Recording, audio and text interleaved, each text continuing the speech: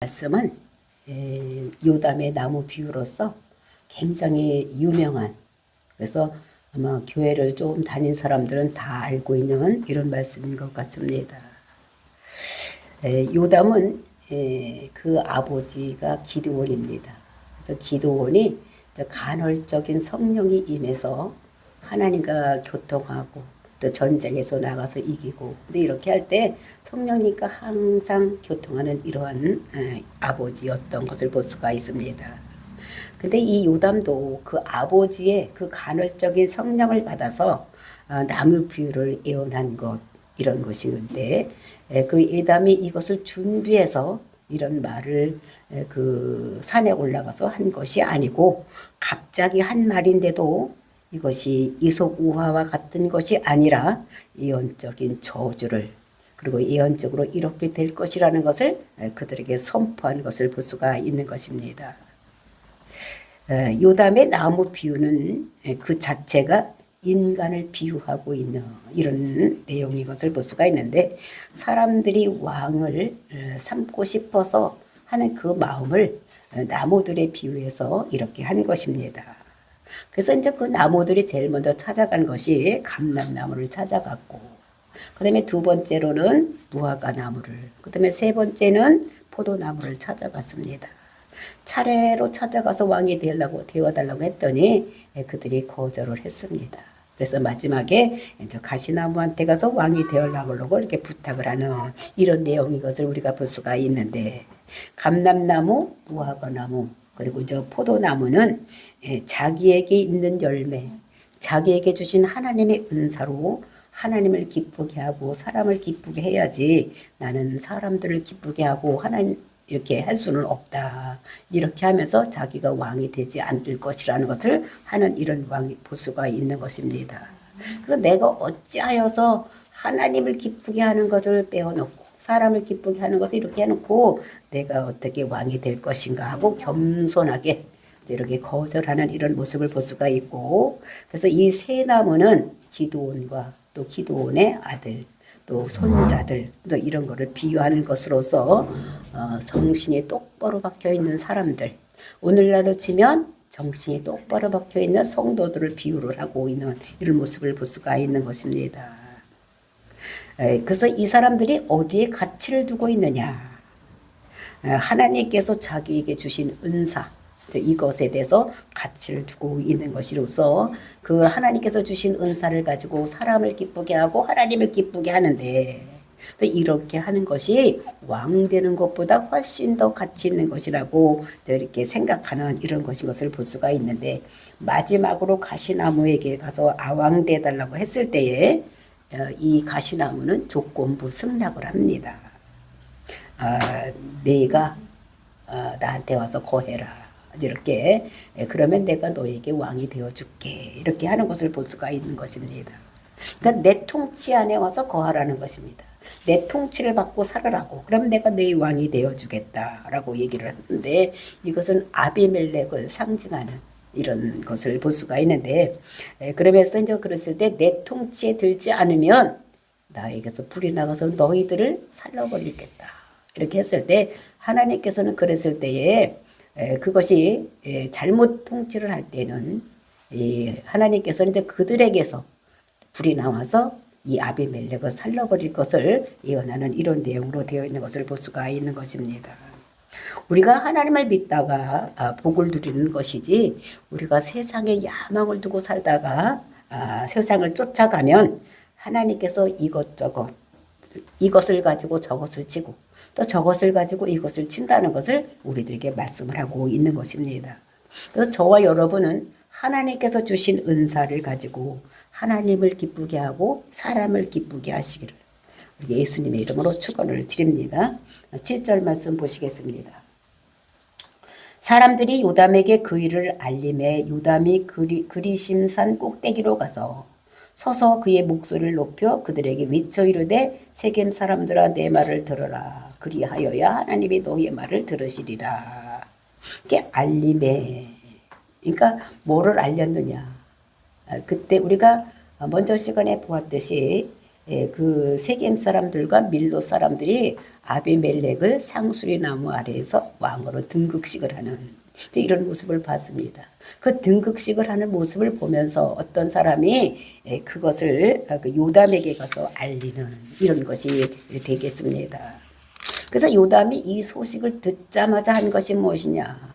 그것이 7절 말씀에 보니까 그림산 산꼭대기로 올라가서 서서 그리고 말하고 막 이렇게 하는 것을. 근데 거기서 보면 동사가 6가지가 나오는데 뭐라고 그랬냐면은 산꼭대기에 가서 서서 높여 외치고 이르되 들으라. 이런 말들이 전부 뭐냐면 즉시 이루어지고 있는 말이에요. 지체하지 않냐고 그냥 즉시 이루어지는 하자마자 곧 어떤 것을 하는 이런 내용으로 되어 있는 것을 볼 수가 있는 것입니다. 그러니까 그 얘기를 듣자마자 이 사람이 그림 신사는 꼭대기로 올라가서 세겜 사람들과 밀로 사람들에게 말을 하는 것입니다. 이 말을 하는데 어떤 말을 하느냐? 세겜 사람들아 내 말을 들으라. 너희가 내 말을 들어야 하나님께서도 내 말을 들어 응답하겠다. 이런 말을 하는 것입니다. 그 그림심산이라는 것은 어디냐? 우리가 세겜을 중심으로 세겜은 좀 쑥 들어간 곳입니다. 이렇게 마을은 대충 보면 우리나라도 보면 어떻게 산 꼭대기에 있는 것이 아니라 밑으로 내려가서 있어요. 그 밑으로 내려가서 있는데 그러니까 이 산, 그러니까 남서쪽에 있는 산, 그것이 그리심산. 그리고 이제 세겜 지방을 중심으로 해서 북동쪽에 있는 산은 에발산입니다. 그래서 그리심산에는 축복의 메시지가 전해지는 것이요, 에발산은 그는 저주가 선포되는 것이 에발산인데 이 요담이 그리심산에 올라가서 이 사람들에게 말을 하는 거예요. 그러니까 밑에서 얘기하면 잘 들리지 않은데 위에 올라가서 얘기를 하면 어떻게 됩니까? 밑에 사람들이 잘 들을 수가 있는 거예요. 그 예수님께서도 예수님 당시에도 오늘날 같은 마이크 시설이나 뭐 이런 것이 없기 때문에 그러니까 그 산에 올라가서 산상 수훈도 하는 그러니까 잘 들릴 수 있도록 그러니까 여기서 요담도 그 하나님의 그 메시지를 잘 전하기 위해서 산 꼭대기에 올라가서 이렇게 말을 하는 것을 볼 수가 있는 것입니다. 그래서 세겜 사람들은 내 말을 들으라는 거요. 너희들이 내 말을 잘 들어야지만 하나님께서도 너희 말을 들으시리라. 근데 여기서 말을 들으라는 것은 그냥 지금 말하는 것을 귀로도 들으라는 것이 아니라 쇠마 이스라엘아 이렇게 얘기하는 것 같지. 이것은 듣고 그대로 살아라. 너희들 삶을 이렇게 살아야 된다고 말하는 것입니다. 그러니까 내가 얘기하는 것을 듣고 너희들 이렇게 살아라. 그리하여야지만 삶을 그렇게 살아야지만 하나님이 너희 말을 들으시리라. 하나님이 너희 말을 듣는다는 것은 너희들이 기도할 때 그 기도에 응답해 주겠다. 이런 말을 하는 것입니다. 그랬을 때 8절 맞습니다. 하루는 나무들이 나가서 기름을 부어 자신들을 위해 왕으로 삼으려 하여 감람나무에게 이르되 너는 우리 왕이 되라 하매. 이러면서 나무의 비유를 하는 것이 15절까지 이렇게 얘기를 하고 있는데 8절 9절에서는 이제 그 요담이 등극식을 한 것을 보고서 이제 그 등극식 한 것을 보고 요담이 이제 책망하기 위해서 그림신산에 올라가서 이제 하나님의 뜻을 선포하는 이런 것인 것입니다. 근데 이것은 준비된 원고가 있어서 가는 것이 아니라 들려진 계시의 말씀을 거기서 전하는. 그러니까 이것이 어떻게 계시의 말씀인 것을 알 수가 있느냐? 우리가 이제 읽어보면은 나중에 그대로 이루어지는 이런 것을 볼 수가 있는 것입니다. 그래서 요담의 비유가 다 해석된 대로 보면은 그 말씀대로 선포된 대로 저주가 이루어진 이런 것을 볼 수가 있는 것입니다. 그래서 야망을 쫓는 사람들에게 대한 오늘날 우리에게 주시는 계시의 말씀이다. 이런 것들을 우리가 생각하고 오늘 말씀을 들으면 되겠습니다. 오늘도 우리도 욕심 따라 사는 사람들, 그러니까 야망을 가지고, 그러니까 교회를 다니긴 하지만 야망을 따라서 사는 사람들이 있는 이런 것들을 볼 수가 있는 것입니다. 그래서 이런 사람들에게 교훈을 주는, 그래서 나무들이 이제 왕을 삼아서 하려는 것을 이렇게 나타내서 비유적으로 이렇게 얘기하고 있는 것을 볼 수가 있는데 여기서 나무는 누구를 얘기하느냐? 이스라엘 백성들을 상징하는 것인 것을 볼 수가 있는 것입니다. 그러면 왕을 세우려는 이런 것들이 있는데 그 이스라엘 백성들의 지금 문제가 있는 거예요. 지금 이스라엘 백성들의 왕은 누굽니까? 하나님이신 거예요. 하나님이 있어서 그들의 문제가 있을 때는 뭐 재판할 때는 어떻게 됐습니까? 율법을 가지고 재판을 하고 또 전쟁이 일어났을 때는 왕이 할 일을 사사를 세워놓고 사사를 세워서 사사 뒤에서 역사하셔서 이스라엘 백성들을 전쟁에서 이기게 하는 분이 하나님인데 이 사람들은 그것을 깨닫지 못하고 어떻게 하느냐. 왕을 세워달라고 얘기를 하는 이런 모습을 볼 수가 있는 것입니다. 그런데 이스라엘에 왕을 있어. 근데 참 좋아. 그리고 능력도 있고 힘도 세고 막 이렇게 되는 왕이 있는데 이스라엘이 볼 때는 재미가 없는 거예요. 재미가 없는 거예요. 다른 신을 섬기는 걸 보니까 바알에게 가서 제사를 지내고 그 다음에는 2차적으로 술 먹고 그리고 이제 3차, 세 번째는 뭐니까 음란을 행위를 하는 거예요. 그러니까 세상에 너무 취해서 사는 사람들이니까 너무 재미가 있어. 그런데 하나님이 왕이라고 모시고 사는 이스라엘 백성들이 볼 때 하나님은 능력도 있고 좋은 왕이라고 하는데 재미가 없는 거예요. 맨날 뭐를 하지 말으라고 뭐를 해라고 구속사를 위해서 너희들은 이런 일을 해야 된다고 하고 이렇게 하니까 이 사람들이 볼 때는 재미가 없는 것입니다. 그러니까 이 사람들이 뭐라고 그러느냐. 세상 왕 같은 우리도 왕을 달라. 이렇게 얘기를 하고 있는 것을 볼 수가 있는 것입니다.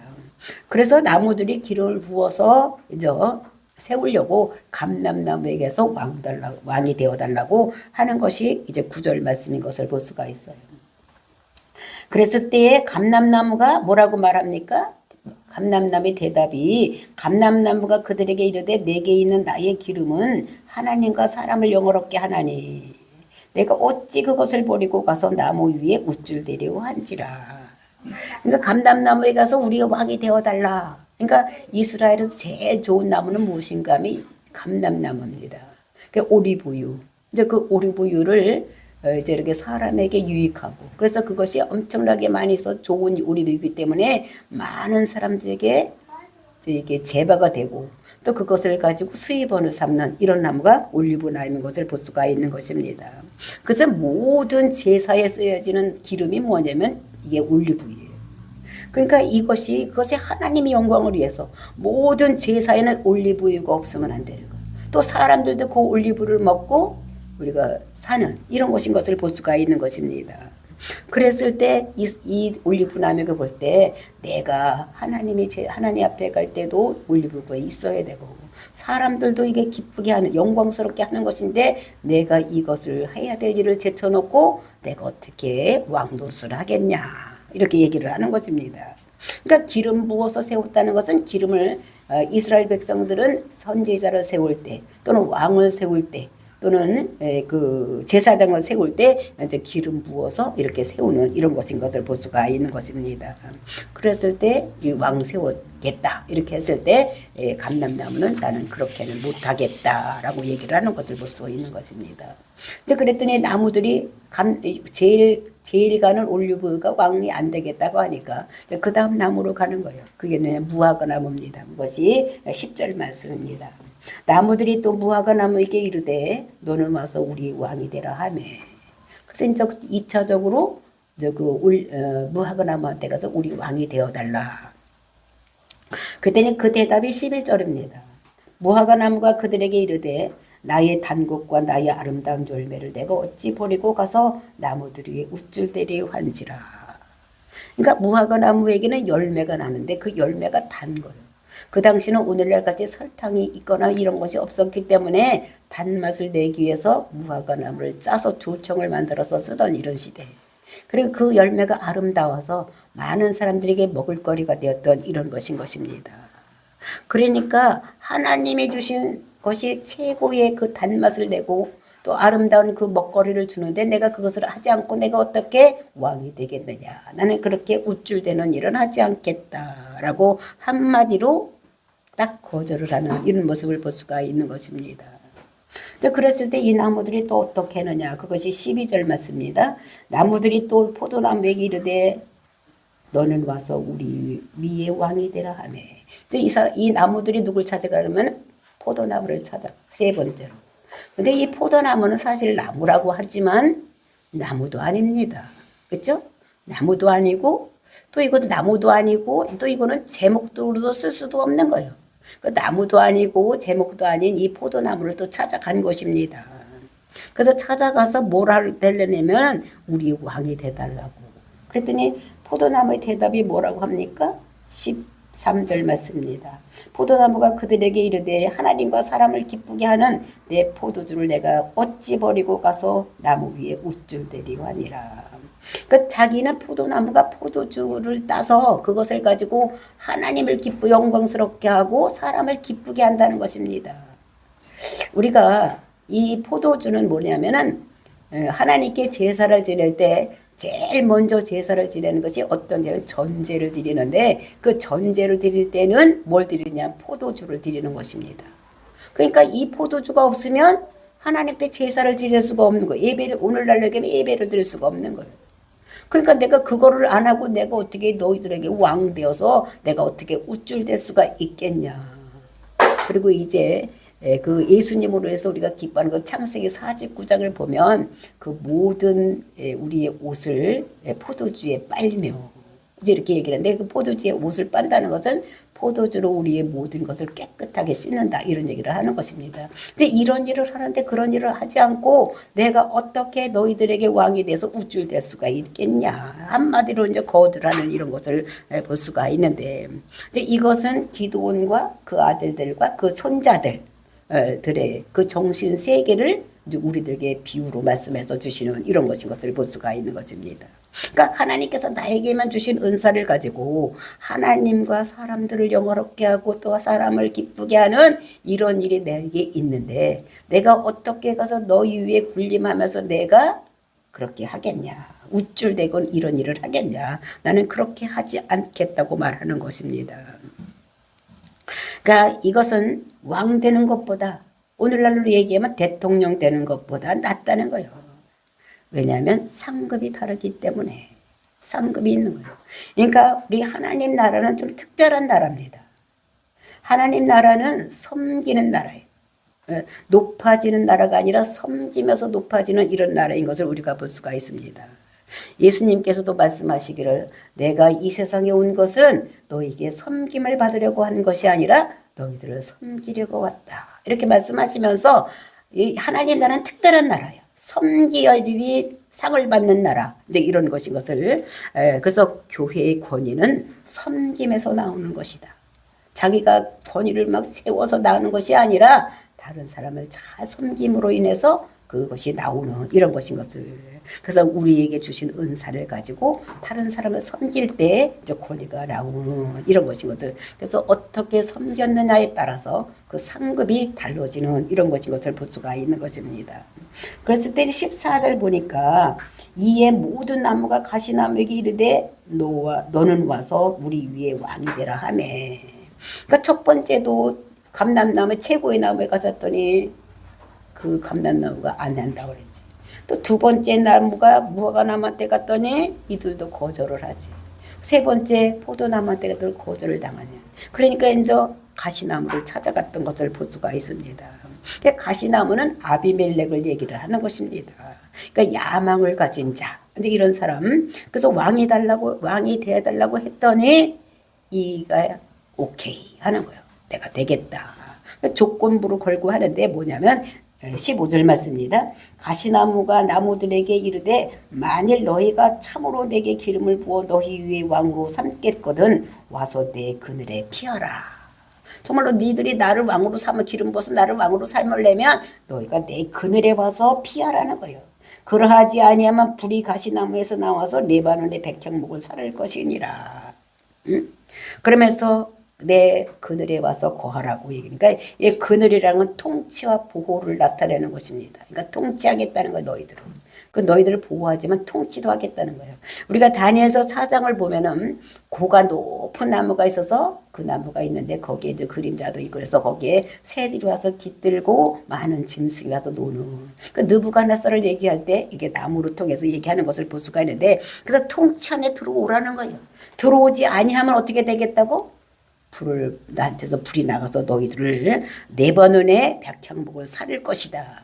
그러니까 네 번의 백향목이라는 것은 지도자를 상징하는 것입니다. 그러니까 그런 것을 모두 살라버리니까 니들 내 말 안 들으면 내 밑에 와서 있는데 말 안 들으면 다 어떻게 너희들을 다 쳐보실 것이다 라고 얘기를 하는 것을 볼 수가 있는 것입니다.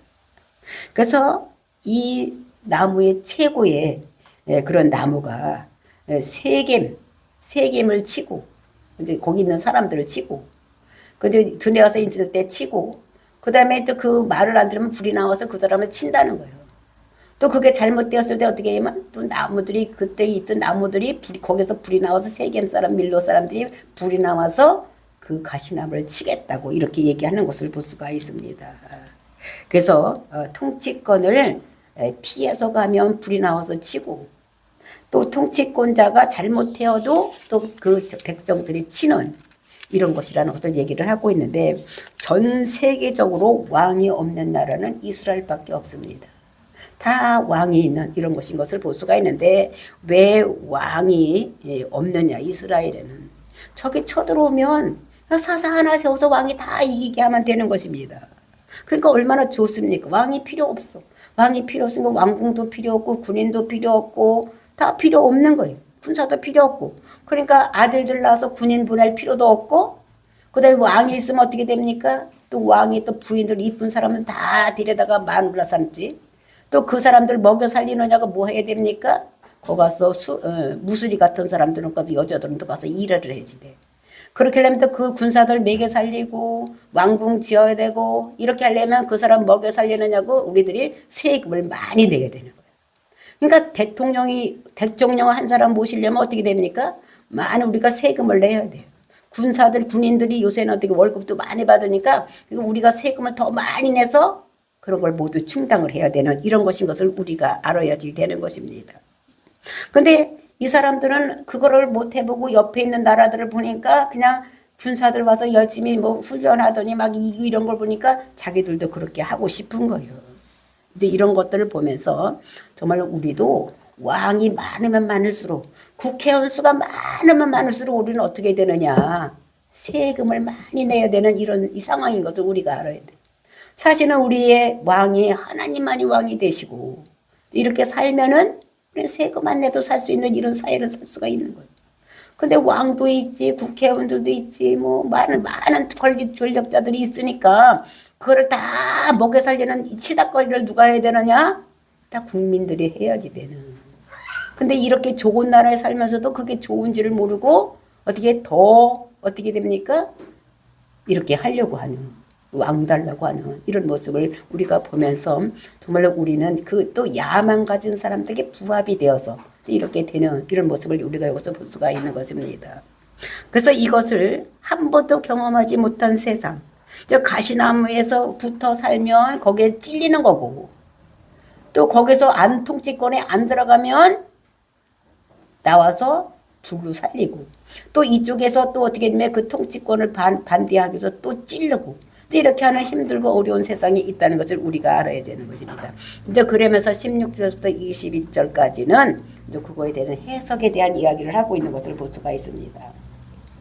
16절 말씀 이제 너희가 아비멜렉을 세워 왕으로 삼았으니 너희가 행한 것이 과연 진실하고 의로우냐? 이것이 여룻바알과 그의 집을 선대함이냐? 이것이 그의 손이 행한 대로 그에게 보답함이냐? 지금 이 사람 세겜 사람들과 그 밀로 사람들이 아비멜렉을 이게 왕으로 세웠는데 이것이 너희들 잘한 것이냐고 묻는 것입니다. 그 기드온 사람들 즉 여룻바알 집안이 어떻게 했는지 그거를 이제 17절에서 얘기를 하고 있어요. 우리 아버지가 전에 죽음을 무릅쓰고 너희를 위하여 싸워 미디안의 손에서 너희를 건져냈거늘. 그 아버지가 기드온이 정말로 죽음을 무릅쓰고서 미디안 손에서 너희들을 구원해서 미디안이 다 뺏어갔던 이런 것들 못 뺏어가고 평화롭게 살게 해놨더니 너희들 그 아버지 여룻바알의 집을 대접하는 것이 이것이냐? 너희들 지금 하는 것이 그것이 옳은 것이냐? 이렇게 물어보는 것입니다.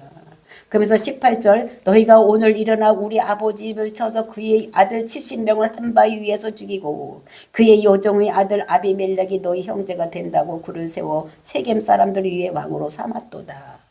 너희들은 우리 아버지가 그 미디안 손에서 건져내서 잘 살게 했더니 너희들은 그리고 우리 아버지 아들 70명을 한 바에서 다 죽여버리고 아비멜렉의 말 들어서 종의 아들 아비멜렉을 세워서 왕으로 삼은 거.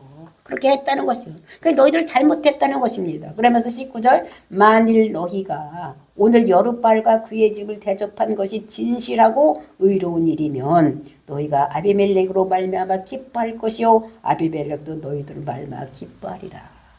근데 그것이 아니고 정말로 진짜로 아비멜렉이 그것이 여룻바알의 집을 대접한 것이라면 잘한 것이라면 진실하고 의로운 일이면 지금 여룻바알이 왕이 되어서 이렇게 된 것이 진짜 진실하고 거짓이 없고 그리고 의로운 일이라면 너희가 아비멜렉으로 말마 기뻐할 것이요 아비멜렉도 너희로 말마 기뻐할. 그러니까 서로 기뻐하게 될 것이 진짜 의롭고 진실한 참말이라면.